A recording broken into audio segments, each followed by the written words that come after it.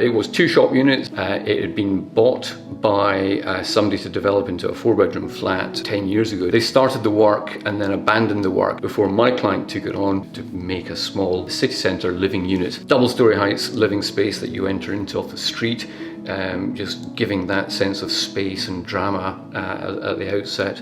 Stacking 2 smaller bedrooms above each other. Sculptural staircase coming up, back out onto a balcony that runs along the back edge of the double-storey height space.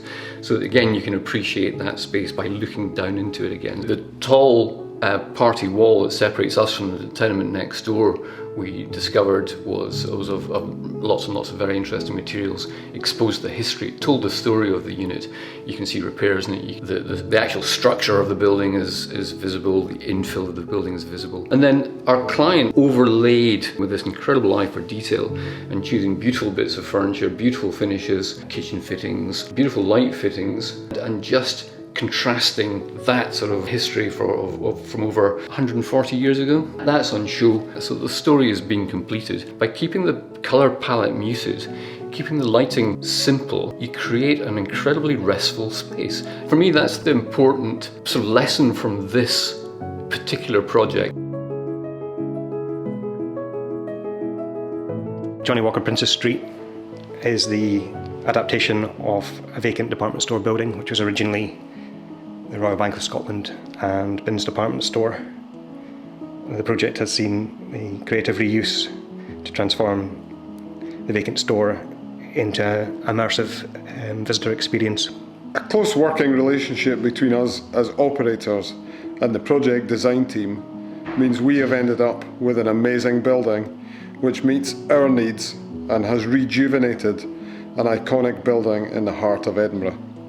One of the key points with the project was the creative reuse of the vacant department store building, which is something that's so prevalent in UK high streets today. And we feel that this is a demonstrator of what can be done. In addition to the experiential reuse, the sustainable retrofit and upgrade of the building was a success. And we've taken a fabric-first approach to the retrofit. The building has achieved LEED Platinum and is on course to achieve BREEAM Excellent, which are both challenges working with a B-listed building in a conservation area and a UNESCO World Heritage Site. So it's a project we're particularly proud of.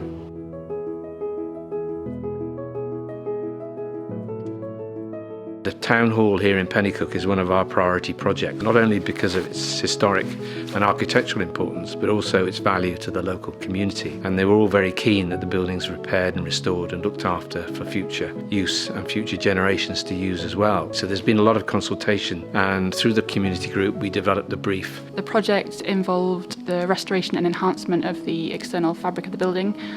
That was the area we were predominantly involved with. So we carried out stonework repairs to all elevations, which involved repointing all the building, replacement of some stonework.